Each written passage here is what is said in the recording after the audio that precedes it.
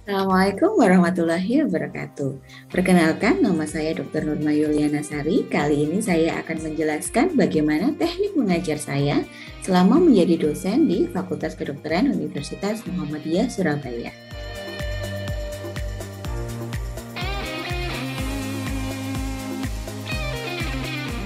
Selama di Fakultas Kedokteran Universitas Muhammadiyah Surabaya, saya mengajar di bidang fisiologi kedokteran. Sebelum saya menjelaskan mengenai teknik pengajaran saya, maka saya akan lebih dahulu menjelaskan mengenai deskripsi singkat mata kuliah yang saya ajar. Di Fakultas Kedokteran Universitas Muhammadiyah Surabaya menerapkan kurikulum berbasis kompetensi dengan menggunakan sistem pembelajaran blok, di mana mata kuliah yang disusun dilaksanakan dengan blok-blok tertentu. Pada kesempatan kali ini, saya akan menjelaskan bagaimana saya mengajar di mata kuliah di blok sistem endokrin dan metabolik. Blok ini merupakan blok yang terdiri dari 5 SKS yang diberikan kepada mahasiswa di semester 3 dan merupakan fase kedua, yaitu fase Integrated Medical Science, sehingga mata kuliah atau materi mengenai keilmuan dasar kedokteran akan diberikan secara paralel dengan ilmu-ilmu klinis ataupun terkait dengan penyakit yang berkaitan dengan sistem endokrin dan metabolik. Karena ini merupakan suatu sistem blok, maka dosen yang mengajar pun terdiri dari beberapa tim yang bertugas untuk menyampaikan materi supaya kompetensi akhir yang diharapkan sesuai dengan yang diharapkan. Adapun capaian pembelajaran mata kuliah pada kesempatan kali ini adalah mahasiswa diharapkan mampu menganalisis konsep dan teori dasar yang berkaitan dengan sistem endokrin dan metabolik, menganalisis kaitan dengan klinis, serta menentukan diagnosis hingga tata laksana kasus atau penyakit pada sistem endokrin metabolik dengan menanamkan nilai-nilai keislaman yang selaras dengan etika kedokteran.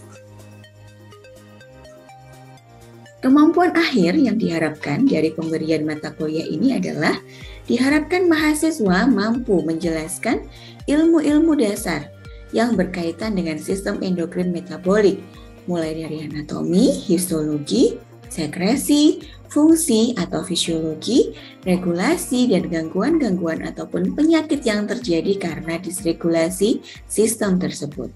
Yang kedua adalah mampu menganalisis etiologi, patogenesis, patofisiologi, manifestasi klinis, prosedur diagnostik, dan penata laksanaan gangguan atau penyakit yang berkaitan dengan sistem endokrin metabolik berdasarkan tingkat kompetensinya.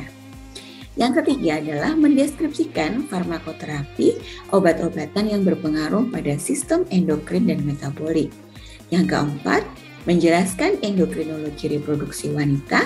Yang kelima, menentukan pemeriksaan penunjang yang diperlukan pada pasien dengan penyakit atau gangguan endokrin metabolik.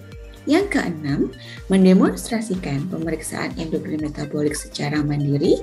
Yang ketujuh, mengintegrasikan nilai-nilai Islam dalam ilmu dan penata laksanaan penyakit endokrin metabolik. Dan yang terakhir adalah mampu mencari sumber informasi tentang sistem endokrin metabolik dan gangguannya, serta melakukan telaah kritis terhadap sumber informasi yang diperoleh. Berikut adalah topik-topik perkuliahan yang diberikan pada mata kuliah ini. Yang pertama adalah anatomi, histologi, fisiologi, biokimia, mikrobiologi, dan farmakologi sistem endokrin.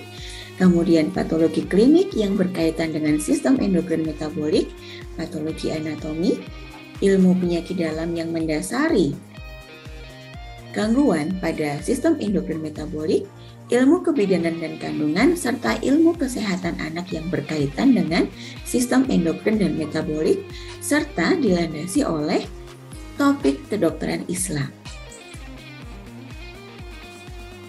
Karena mata kuliah di FKUM Surabaya merupakan sistem blok, maka metode pembelajarannya sangat bervariasi. Mulai dari kuliah pakar, di mana mahasiswa bertemu dengan dosen pakar di suatu forum kelas, sehingga mendiskusikan atau membahas materi-materi yang relevan dengan blok tersebut.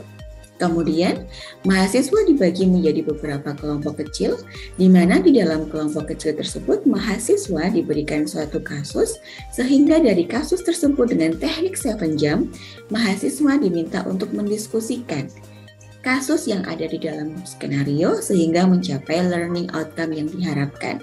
Metode ini disebut sebagai tutorial. Metode yang selanjutnya disebut sebagai skills lab atau keterampilan medik. Jadi di dalam kegiatan ini mahasiswa diajarkan bagaimana cara melaksanakan prosedur keterampilan medik sehingga dapat memiliki kompetensi yang sesuai untuk menjadi dokter di masa depan. Metode yang selanjutnya adalah praktikum, di mana mahasiswa akan diajarkan di dalam laboratorium untuk menekankan atau meningkatkan kompetensi yang berkaitan dengan aspek psikomotoriknya. Di dalam video kali ini saya akan menyampaikan teknik penyampaian kuliah saya di dalam kuliah pakar menggunakan prinsip DIA, Delivery, Interaction, and Assessment. Dalam konteks delivery atau penyampaian mata kuliah, maka saya menyampaikan mata kuliah atau materi-materi kuliah melalui textbook, di mana kami merekomendasikan beberapa referensi textbook, salah satunya adalah Fisiologi Manusia dari Sistem ke Sel dari Sherwood. Mahasiswa diperkenankan menggunakan referensi-referensi lainnya seperti Guyton, Ganong, dan lain sebagainya. Selain menggunakan media textbook, penyampaian materi juga diberikan melalui video-video pembelajaran. Mahasiswa dapat mengakses video tersebut melalui e-learning, melalui situs https Ganjil 2021 UM Surabaya ACID secara asinkronisasi. Mahasiswa dapat melakukan independent learning, menyesuaikan dengan waktu mereka untuk mempelajari materi tersebut secara asinkron. Sehingga link materi tersebut dengan mudah diakses melalui fitur e-learning ini. Untuk interaction, di mana dosen dan mahasiswa harus berinteraksi, saya di dalam menyampaikan kuliah menggunakan teknik baik asinkronisasi ataupun pada saat sinkronisasi. Dengan WhatsApp, kemudian chatroom di e-learning, kami akan dapat berinteraksi untuk berdiskusi ataupun mereview mengenai mata kuliah atau materi-materi yang masih belum difahami. Selain itu, secara tersinkronisasi, interaksi antara saya sebagai dosen dan mahasiswa dapat dilaksanakan dengan tatap muka langsung ketika kondisi sebelum pandemi COVID-19 dan menggunakan video conference yaitu Zoom pada saat pandemi. Berikut adalah gambarnya, bagaimana kita berinteraksi satu sama lain secara aktif, dua arah antara saya dan mahasiswa. Kemudian, teknik yang terakhir adalah assessment. Ini adalah suatu contoh di mana setiap penilaian dari mata kuliah yang saya ajar disampaikan secara transparan kepada mahasiswa di awal perkuliahan.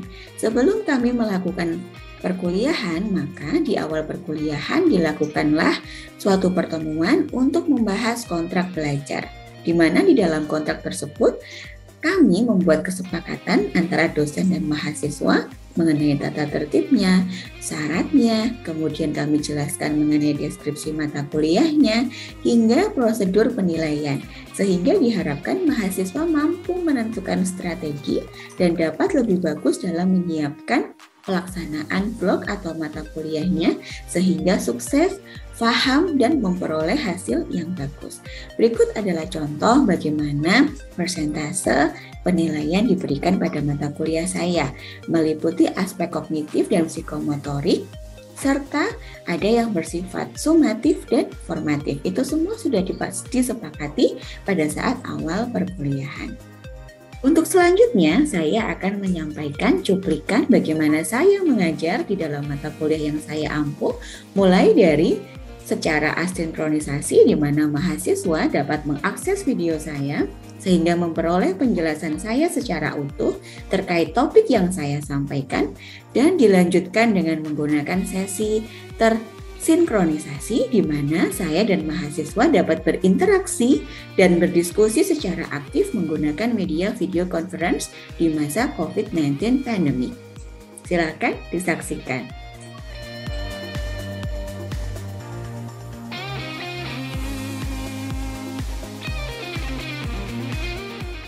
Bismillahirrahmanirrahim. Assalamualaikum warahmatullahi wabarakatuh. Kali ini kita akan belajar kembali mengenai fisiologi sistem endokrin bagian ketiga. Topik hari ini adalah hipotalamus dan hipofisis. Jangan lupa berdoa, semoga Allah memberikan kita ilmu serta memberikan pemahaman. Untuk tujuannya dapat dibaca sendiri, jadi diharapkan setelah kuliah ini kita akan mempelajari atau memahami lokasi dan relationship hubungan antara hipotalamus dan juga hipofisis atau kelenjar pituitari. Kemudian kita bisa menjelaskan, memahami lokasi histologi hormon, fungsi dari kelenjar pituitari anterior dan posterior atau adenohipofisis. Oke, sekarang kita lihat lagi mengenai sistem hipotalamus dan hipofisis, di mana hipofisis ini sendiri disebut sebagai pituitari, ya. Pituitari ini terletak di sini, diletaknya di bawah hipotalamus. Hipotalamus, kemudian ada pituitary gland atau hipofisis. Kemudian jika kita lihat lebih detail lagi, maka sebenarnya hipofisis ini merupakan suatu kelenjar yang kecil. Dia memiliki diameter hanya 1 cm dan berat hanya 0,5 sampai 1 gram. Letaknya di mana? Dia di sela tursika, rongga tulang basis cranii, dan dia dihubungkan dengan hipotalamus melalui infundibulum. Seperti itu. Silakan dilihat lagi vaskularisasinya. Nah, hipofisis ini dibagi menjadi secara umum ada 3 ya. Ada hipofisis anterior atau adenohipofisis, hipofisis posterior atau neurohipofisis, dan pars intermedia. Untuk hipofisis anterior ini ada pars distalis dan tuberalis, di mana hipofisis anterior ini disusun atas beberapa jenis sel. Ada sel yang asidofil sama sel basofil. Setiap jenis sel akan mensekresikan hormon yang berbeda. Untuk asidofil akan mensekresikan growth hormone atau GH, prolaktin. Kalau untuk basofil akan mensekresikan TSH, thyroid stimulating hormone, ACTH, FSH, dan juga LH. Sementara untuk bagian posterior, nanti kita akan bahas lebih detail pada saat topiknya di belakang. Untuk bagian sendiri, hipofisis posterior ini atau neurohipofisis tersusun dari 2, pars nervosa dan juga infundibulum. Kemudian pars intermedia ini, dia merupakan bagian dari hipofisis yang berasal dari kantong Rathke dan merupakan suatu daerah yang sifatnya avaskuler.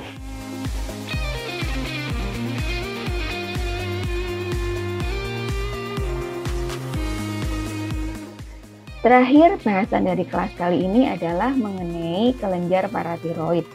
Kelenjar paratiroid ini terletak di permukaan posterior dari lobus lateral kelenjar tiroid ya. Di kanan kirinya ada kelenjar paratiroid, kecil, bentuknya bulat, ukurannya pun juga sangat kecil, 40 mg.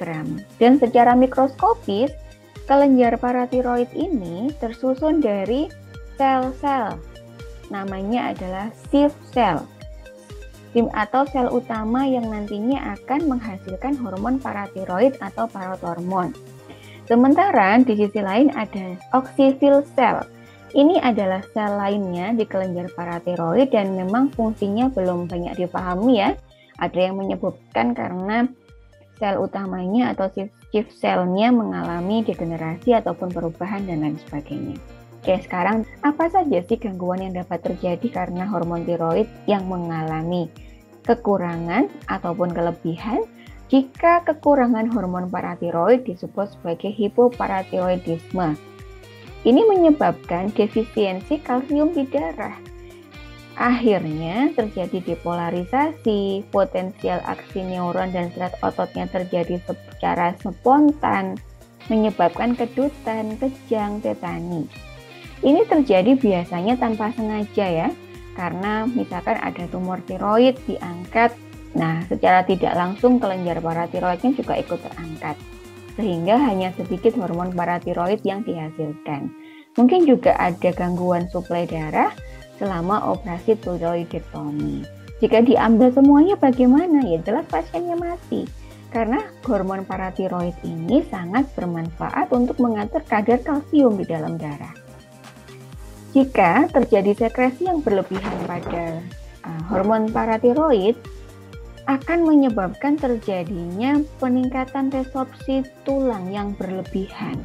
Biasanya ini terjadi pada tumor kelenjar tiroid, sehingga dapat meningkatkan kadar ion kalsium dan fosfat di dalam darah yang menyebabkan tulang menjadi lunak dan mudah patah karena hanya sedikit yang diendapkan di dalam tulang. Kadar kalsium darah yang tinggi juga akan dapat menyebabkan pembentukan batu ginjal, juga bisa mengakibatkan secara tidak langsung kelelahan, perubahan kepribadian, fatigue ya, lesu dan lain sebagainya. Jadi itulah yang bisa kami sampaikan untuk kuliah kali ini. Semoga bermanfaat. Terima kasih. Mari kita semangat untuk belajar karena Allah akan mengangkat derajat orang-orang yang beriman dan berilmu jika kita mau belajar. Sekian. Wassalamualaikum warahmatullahi wabarakatuh.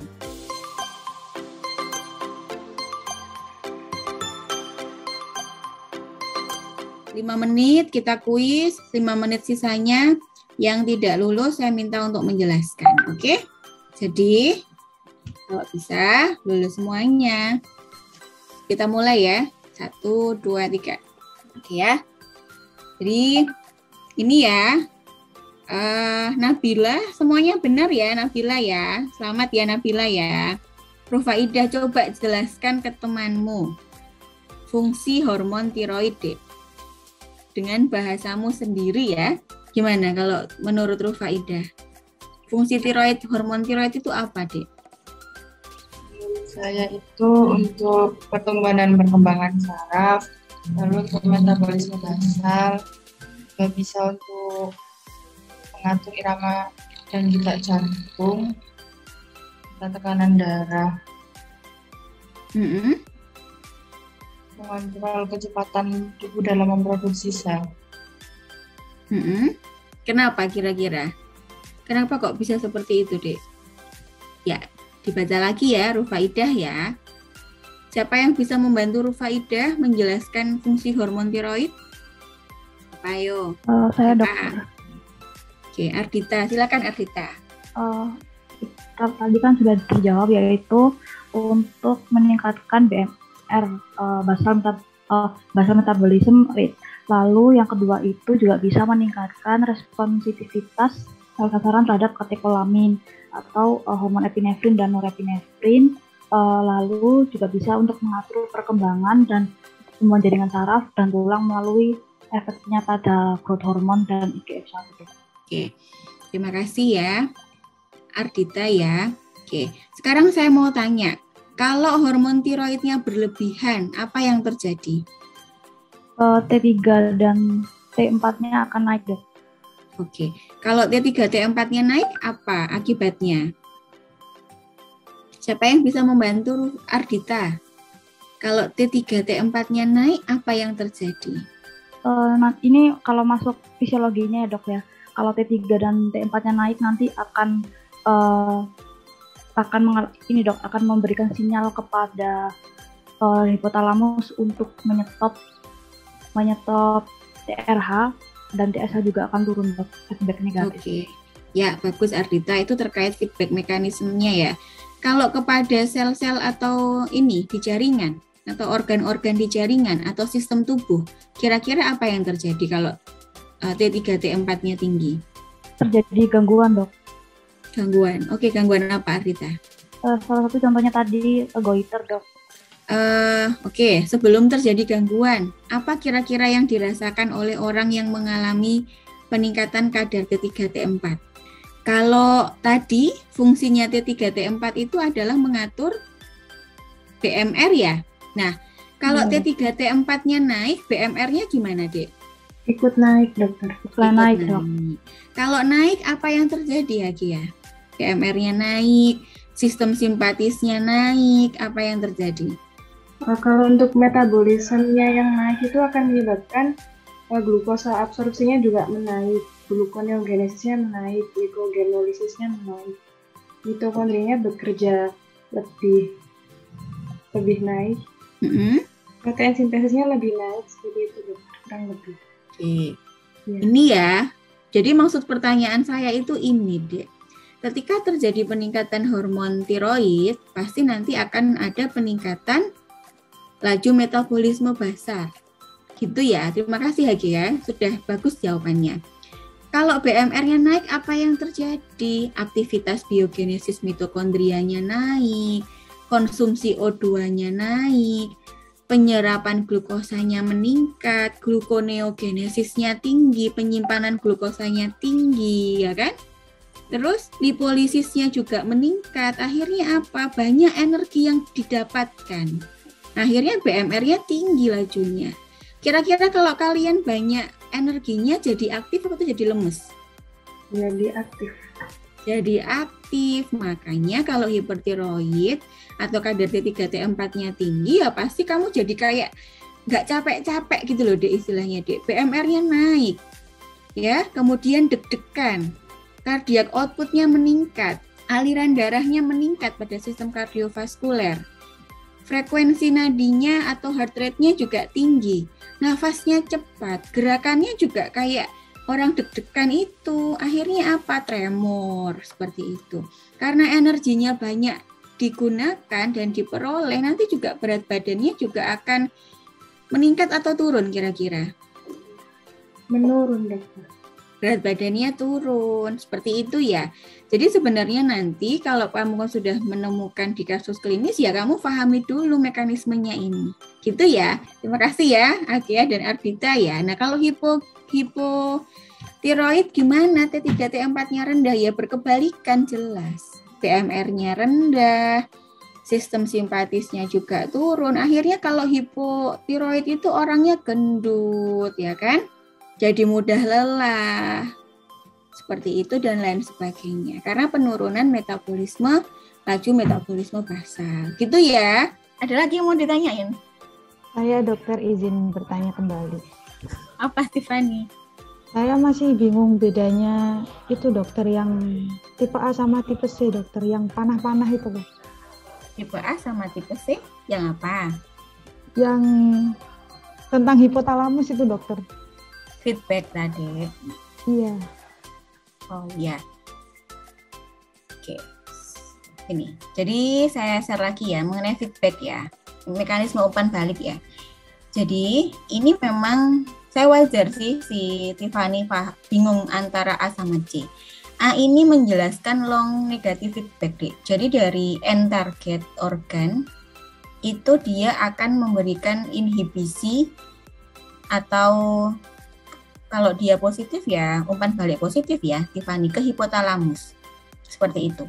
Jadi reaksinya itu panjang mulai dari gland hormon, target gland mempengaruhi sini melewati adenohipofisis langsung ke hipotalamus, seperti itu.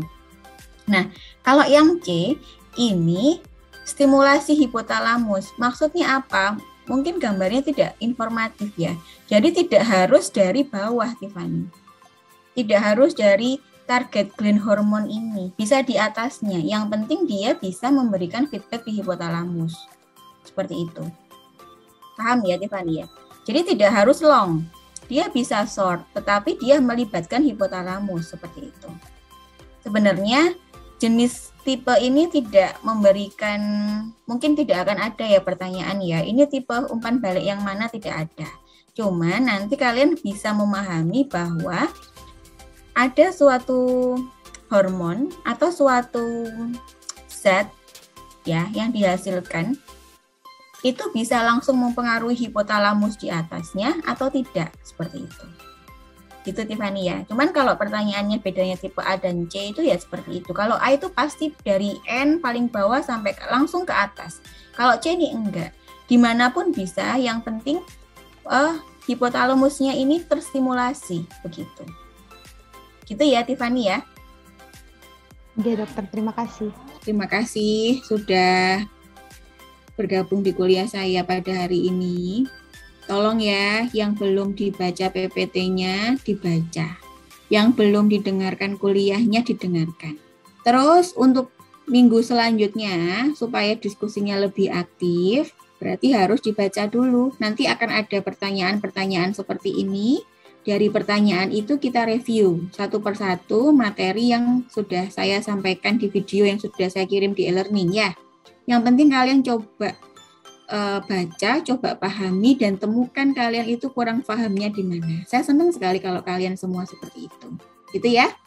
Kita bisa akhiri kuliahnya. Terima kasih atas perhatiannya. Semoga bermanfaat. Kita akhiri dengan membaca hamdalah dan doa penutup majelis. Alhamdulillahirabbil alamin. Subhanakallahumma wa bihamdika asyhadu alla ilaha illa anta astaghfiruka wa atubu ilaih. Assalamualaikum warahmatullahi wabarakatuh. Nah, itu tadi bagaimana teknik mengajar saya kepada mahasiswa Fakultas Kedokteran Universitas Muhammadiyah Surabaya. Mohon maaf bila ada kesalahan selama penyampaian. Semoga bermanfaat. Wassalamualaikum warahmatullahi wabarakatuh.